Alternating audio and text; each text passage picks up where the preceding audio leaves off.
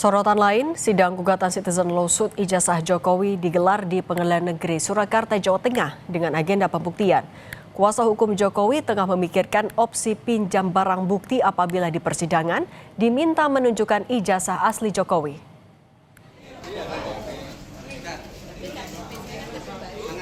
Tak seperti biasa, persidangan gugatan Citizen Lawsuit dipenuhi pengunjung. Melalui kuasa hukumnya, pihak penggugat meminta pengadilan agar dilakukan pencocokan ijazah. Sementara pihak Jokowi mempertimbangkan untuk meminjam ijazah dari Polda Metro Jaya.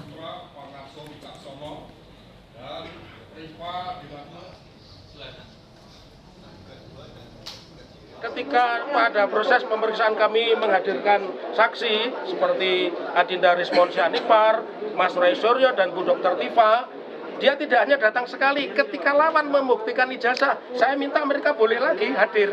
Ini kan tidak pernah terjadi di peradilan kita. Maka saya ingin yang seperti itu. Itulah yang saya inginkan, yang namanya cross examination. Dan itulah yang diajarkan oleh undang-undang baru kita. Yang punya kewenangan apakah Polda Metro berkenan atau tidak untuk memberikan kesempatan kepada kami selaku kuasa hukum Pak Jokowi untuk bon pinjam terhadap alat bukti yang saat ini dijadikan barang bukti oleh penyidik pejabat Polri.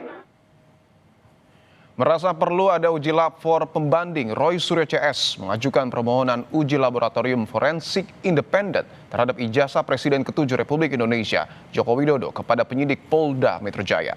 Sementara kubu Jokowi yakin hasilnya akan tetap sama dengan lab for Mabes Polri.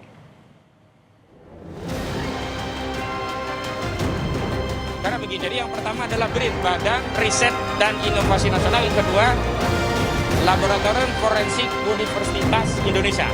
Mau diuji ulang oleh BRIN apa? Kita yakin tidak. Siapapun juga kita sebagai independen.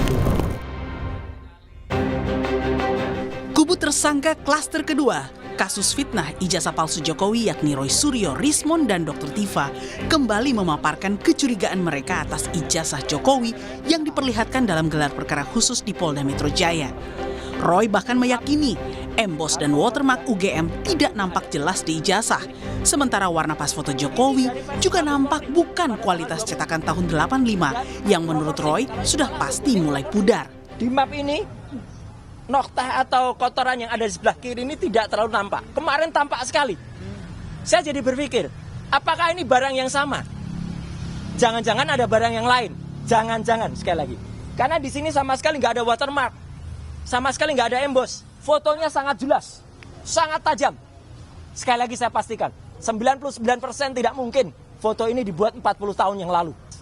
Tidak mungkin foto sangat kontras ini. Apalagi dulu di Jogja, hanya ada beberapa studio foto profesional yang saya sebutkan dalam tulisan panjang saya.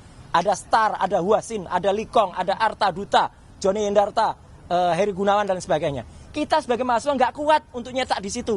Kita nyetaknya di gerobak-gerobak cetak pinggir jalan dengan lampu Petromak. Itu tahun 85. Iya, dan mahasiswa yang nyetak di sana, biasanya nyetak pas fotonya pada saat itu jadi. Tapi lihat 10 tahun, 20 tahun lagi, pas fotonya hilang, sudah memburam. Namun pemaparan Roy yang diklaim sebagai sebuah penelitian dinilai kuasa hukum Jokowi sebagai dalih untuk menghindari jerat pidana fitnah. Menurutnya, Roy CS mendadak mengaku sebagai peneliti begitu tudingan mereka dipolisikan Jokowi. Yang perlu dicatat, di 31 objek itu tidak ada satu kalimat pun menyatakan dia sedang melakukan penelitian. Tidak ada satu kalimat pun yang menyatakan dia sedang melakukan kegiatan akademis. Sama sekali tidak, boleh cek, publik bisa lihat. Ya. Jadi clear itu nggak ada urusan akademis, urusan penelitian. Lalu setelah kami laporkan, sebulan kemudian mereka langsung merubah menyusun strategi pembelaan, mengklaim diri sebagai peneliti. Merasa perlu ada uji lab for pembanding, Roy Suryo CS pun mengajukan permohonan uji laboratorium forensik independen terhadap ijazah Jokowi ke Polda Metro Jaya. Mereka mengusulkan Badan Riset Nasional dan UI sebagai pelaksana uji lab for tandingan.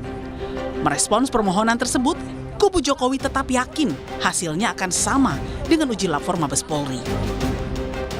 Dalam konteks datang untuk meminta agar diadakan tes laboratorium forensik yang bersifat independen, yang hasilnya itu bisa kredibel, akuntabel, transparan, dan ini bisa dipertanggungjawabkan oleh para pihak, dan tidak ada lagi pihak-pihak yang mengklaim itu tidak mewakili aspirasi begitu. Jadi yang pertama adalah BRIN, Badan Riset dan Inovasi Nasional. Yang kedua, Laboratorium Forensik Universitas Indonesia. Dua pilihan ini bisa diambil oleh penyidik siapa yang akan ditetapkan sebagai institusi untuk melakukan uji lab yang sifatnya independen. Mau diuji ulang oleh BRIN apa karena kita yakin tidak sih, siapapun juga kita oke. Sepanjang dia independen. Sepanjang independen ya. Saya nyambung aja lab. Artinya apa? Soal identik tidak identik. Apakah bisa membuktikan palsu tidak palsu? Tidak juga. Ya, itulah makanya. Ini kan suatu pengetahuan dasar dan beliau sepakat. Waktu keluar lapor dari Babes dia bilang itu bukan palsu tidak palsu, itu identik tidak identik. Nah, jadi kembali lagi diuji pun oleh lab lain belum tahu palsu tidak palsu. Karena dia menjawab identik tidak identik. Maka akhirnya apa? Biar di pengadilan semuanya selesai. Sementara itu, psikolog forensik Reza Indragiri menilai dalam persidangan nanti, hakim harus disuguhkan 2 hasil uji penelitian dari para pihak agar hakim bisa memutuskan perkara ijazah Jokowi secara komprehensif dari berbagai sudut pandang.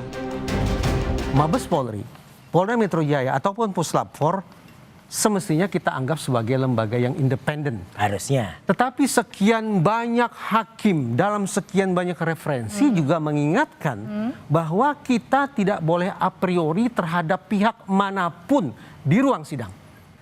Pihak sebelah, terdakwa dan penasihat hukumnya juga harus punya kesempatan mengajukan klaim yang setara. Sampai pada akhirnya di meja majelis hakim tersedia 2 versi kebenaran saintifik. Versi terdakwa dan versi jaksa penuntut umum. Biarkan hakim yang pada akhirnya membuat putusan. Sebelumnya saat dikunjungi relawannya pada Jumat lalu, Jokowi mengaku siap memaafkan beberapa terlapor pencemaran nama baik kecuali 3 orang, yakni Roy Suryo, Rismon Sianipar, dan Dr. Tifa. Tim Liputan Kompas TV.